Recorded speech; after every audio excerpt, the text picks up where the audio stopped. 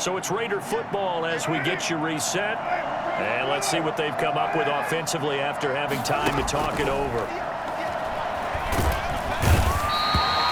Justin Houston in there to drop him as that clock continues to run. As I was watching the play unfold, my eyes immediately went to the referee because I wanted to see, was he going to put those two hands over his head and that universal signal for a safety? But it's at the 1 yard line. You know you're playing with fire when you get sacked that close to the goal line. In his own end zone, it's Carr. And he can't get away. Carr is going to go down, and that is a safety. And that disastrous play partner is ultimately going to seal their fate in this one, isn't it? It certainly is, because they give up the 2 points, but that's not really what did it. It's happened to give up the football. And because they gave up the football, guess what? The other team now can take the ball and close this game out. Good call, baby. I'd like to see that. The Indy offense at the line and set to go. And checking the timeouts. They do have 2 defensively, but no real need to use them as they're not going to be able to stop the clock after that. And some room to work. And they're going to have this across midfield and inside the 45. A big gain there, and that should certainly be enough to put this one in the win column. They run with Hines. 5 yards is the tally on first down. That brings up 2nd and 5. The 40-yard line. It's a gain of 5. Brings up 2nd and 5.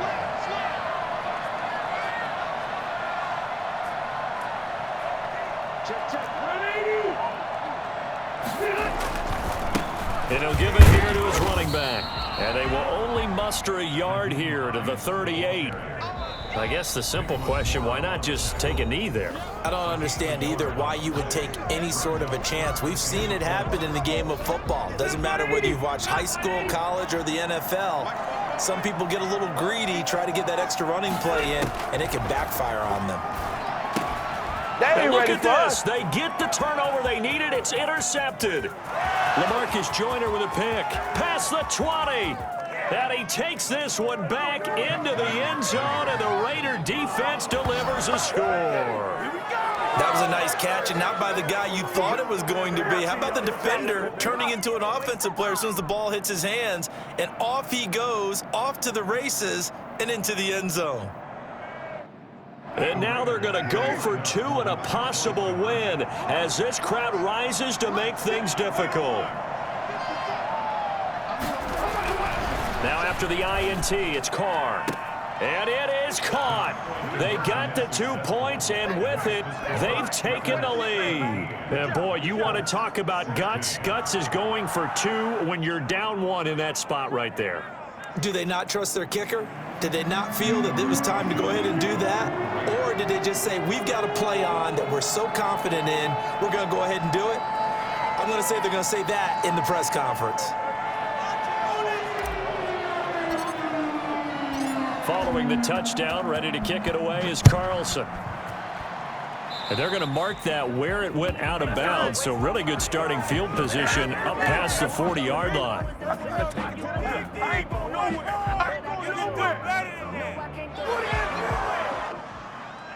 Good starting field position for them here as they come up 1st and 10 at the 41-yard line. Now the Raiders going to burn their 3rd and final timeout. And as the 2 teams talk it over on their respective sidelines, we take a break.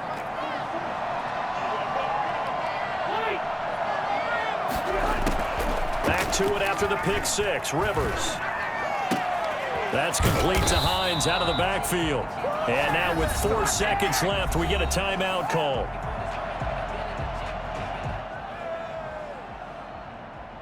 Every eye in the stadium fixated on Rodrigo Blankenship.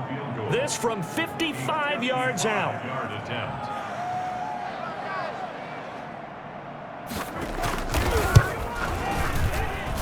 And this kick is not gonna get there. It's short and no good. So this one a victory for the Las Vegas Raiders. And I tell you, this was a fun one. Just a close game. Nothing comes easy in this league, as you know. They had to work for that victory. I've got to go back to what you just said. Nothing comes easy in this league. How many times have we talked to coaches prior to a game and assessed, the strengths, the weaknesses, the whole deal? Even in games when one coach was a